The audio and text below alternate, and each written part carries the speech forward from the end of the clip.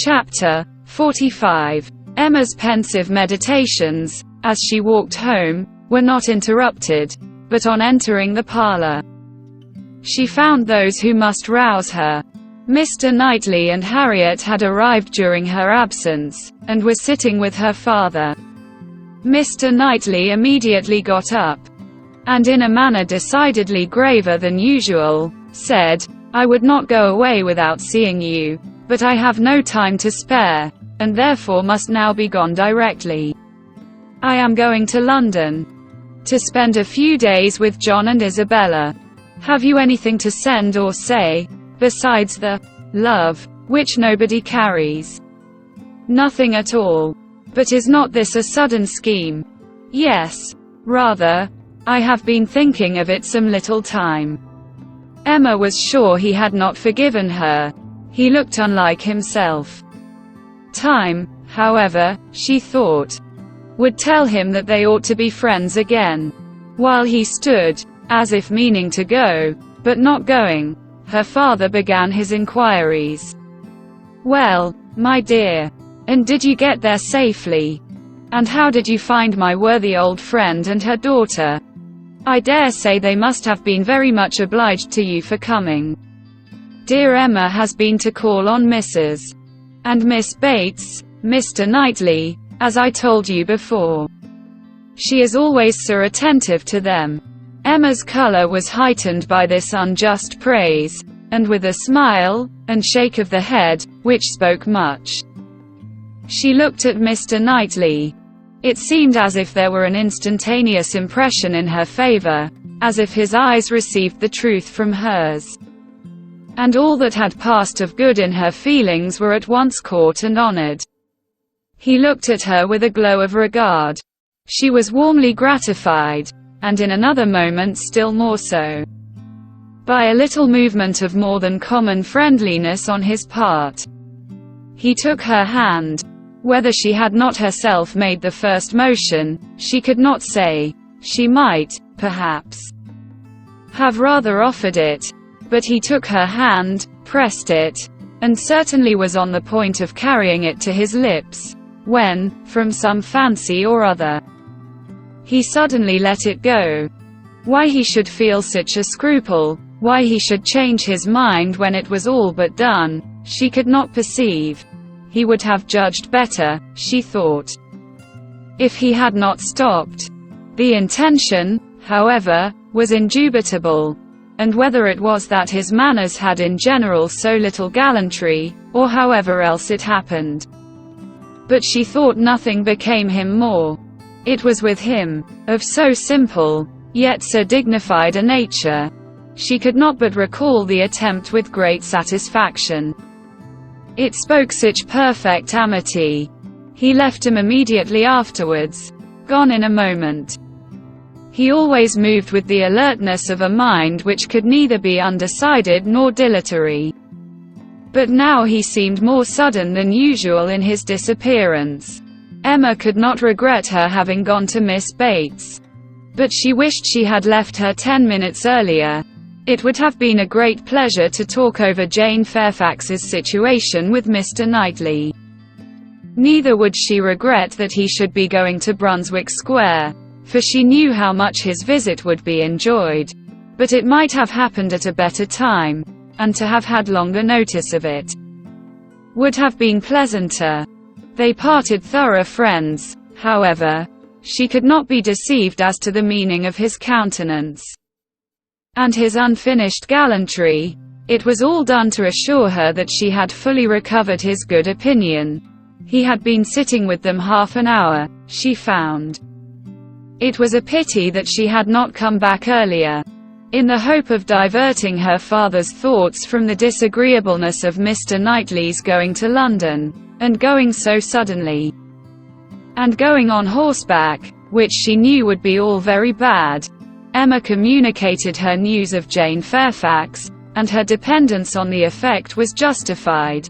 It supplied a very useful check. Interested, without disturbing him. He had long made up his mind to Jane Fairfax's going out as governess, and could talk of it cheerfully, but Mr. Knightley's going to London had been an unexpected blow. I am very glad, indeed, my dear, to hear she is to be so comfortably settled.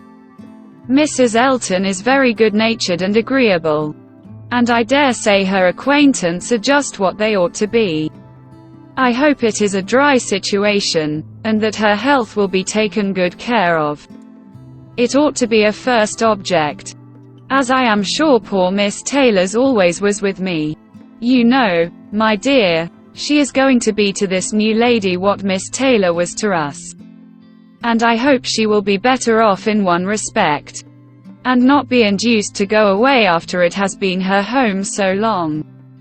The following day brought news from Richmond to throw everything else into the background. An express arrived at Randalls to announce the death of Mrs. Churchill. Though her nephew had had no particular reason to hasten back on her account, she had not lived above 36 hours after his return. A sudden seizure of a different nature from anything foreboded by her general state, had carried her off after a short struggle. The great Mrs. Churchill was no more. It was felt as such things must be felt. Everybody had a degree of gravity and sorrow, tenderness towards the departed, solicitude for the surviving friends, and, in a reasonable time, curiosity to know where she would be buried. Goldsmith tells us that when lovely woman stoops to folly, she has nothing to do but to die, and when she stoops to be disagreeable, it is equally to be recommended as a clearer of ill fame. Mrs. Churchill, after being disliked at least 25 years, was now spoken of with compassionate allowances. In one point she was fully justified. She had never been admitted before to be seriously ill. The event acquitted her of all the fancifulness, and all the selfishness of imaginary complaints. Poor Mrs. Churchill! No doubt she had been suffering a great deal, more than anybody had ever supposed, and continual pain would try the temper. It was a sad event, a great shock, with all her faults. What would Mr. Churchill do without her? Mr. Churchill's loss would be dreadful indeed. Mr. Churchill would never get over it. Even Mr. Weston shook his head, and looked solemn, and said, "Ah, poor woman, who would have thought it?" and resolved that his mourning should be as handsome as possible. And his wife sat sighing and moralizing over her broad hems with a commiseration and good sense, true and steady. How it would affect Frank was among the earliest thoughts of both. It was also a very early speculation with Emma. The character of Mrs. Churchill, the grief of her husband, her mind glanced over them both with awe and compassion, and then rested with lightened feelings on how Frank might be affected by the event, how benefited, how freed. She saw in a moment all the possible good. Now, an attachment to Harriet Smith would have nothing to encounter. Mr. Churchill, independent of his wife, was feared by nobody. An easy, guidable man, to be persuaded into anything by his nephew. All that remained to be wished was that the nephew should form the attachment, as, with all her goodwill in the cause, Emma could feel no certainty of its being already formed. Harriet behaved extremely well on the occasion, with great self-command. Whatever she might feel of brighter hope, she betrayed nothing. Emma was gratified to observe such a proof in her of strengthened character, and refrained from any allusion that might endanger its maintenance. They spoke, therefore, of Mrs. Churchill's death with mutual forbearance. Short letters from Frank were received at Randalls, communicating all that was immediately important of their state and plans. Mr. Churchill was better than could be expected, and their first removal, on the departure of the funeral for Yorkshire, was to be to the house of a very old friend in Windsor, to whom Mr. Churchill had been promising a visit the last 10 years. At present, there was nothing to be done for Harriet. Good wishes for the future were all that could yet be possible on Emma's side.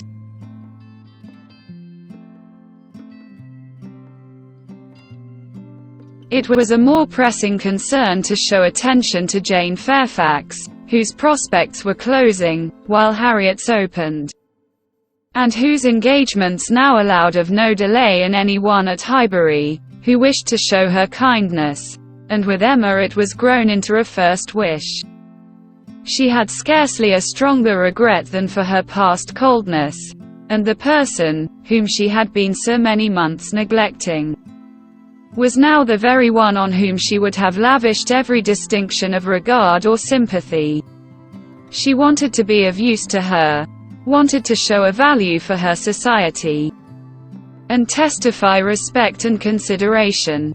She resolved to prevail on her to spend a day at Hartfield. A note was written to urge it. The invitation was refused, and by a verbal message. Miss Fairfax was not well enough to write, and when Mr. Perry called at Hartfield, the same morning, it appeared that she was so much indisposed as to have been visited, though against her own consent, by himself, and that she was suffering under severe headaches, and a nervous fever to a degree, which made him doubt the possibility of her going to Mrs. Smallridge's at the time proposed. Her health seemed for the moment completely deranged, appetite quite gone, and though there were no absolutely alarming symptoms, nothing touching the pulmonary complaint, which was the standing apprehension of the family, Mr. Perry was uneasy about her. He thought she had undertaken more than she was equal to, and that she felt it so herself, though she would not own it. Her spirits seemed overcome. Her present home, he could not but observe, was unfavorable to a nervous disorder, confined always to one room. He could have wished it otherwise, and her good aunt, though his very old friend, he must acknowledge to be not the best companion for an invalid of that description.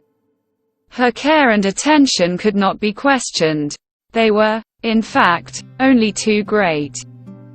He very much feared that Miss Fairfax derived more evil than good from them. Emma listened with the warmest concern, grieved for her more and more, and looked around eager to discover some way of being useful, to take her, be it only an hour or two, from her aunt, to give her change of air and scene, and quiet rational conversation. Even for an hour or two, might do her good. And the following morning she wrote again to say, in the most feeling language she could command, that she would call for her in the carriage at any hour that Jane would name, mentioning that she had Mr. Perry's decided opinion, in favor of such exercise for his patient. The answer was only in this short note: Miss Fairfax's compliments and thanks, but is quite unequal to any exercise. Emma felt that her own note had deserved something better. But it was impossible to quarrel with words, whose tremulous inequality showed indisposition so plainly. And she thought only of how she might best counteract this unwillingness to be seen or assisted. In spite of the answer, therefore, she ordered the carriage, and drove to Mrs. Bates's, in the hope that Jane would be induced to join her. But it would not do. Miss Bates came to the carriage door, all gratitude, and agreeing with her most earnestly in thinking an airing might be of the greatest service, and everything that message could do was tried, but all in vain. Miss Bates was obliged to return without success. Jane was quite unpersuadable. The mere proposal of going out seemed to make her worse. Emma wished she could have seen her, and tried her own powers. But, almost before she could hint the wish, Miss Bates made it appear that she had promised her niece on no account to let Miss Woodhouse in.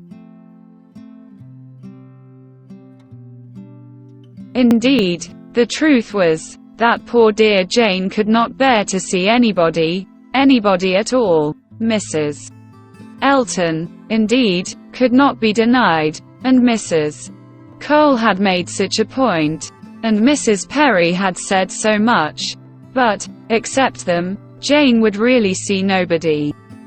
Emma did not want to be classed with the Mrs. Eltons, the Mrs. Perrys, and the Mrs. Coles, who would force themselves anywhere.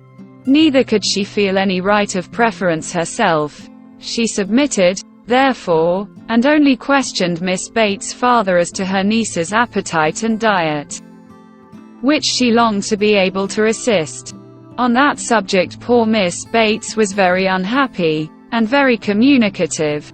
Jane would hardly eat anything. Mr. Perry recommended nourishing food, but everything they could command, and never had anybody such good neighbors, was distasteful. Emma, on reaching home, called the housekeeper directly, to an examination of her stores, and some arrowroot of very superior quality was speedily dispatched to Miss Bates with a most friendly note. In half an hour the arrowroot was returned, with 1,000 thanks from Miss Bates. But, dear Jane would not be satisfied without its being sent back. It was a thing she could not take, and, moreover, she insisted on her saying that she was not at all in want of anything. When Emma afterwards heard that Jane Fairfax had been seen wandering about the meadows, at some distance from Highbury, on the afternoon of the very day on which she had, under the plea of being unequal to any exercise, so peremptorily refused to go out with her in the carriage, she could have no doubt, putting everything together, that Jane was resolved to receive no kindness from her. She was sorry, very sorry.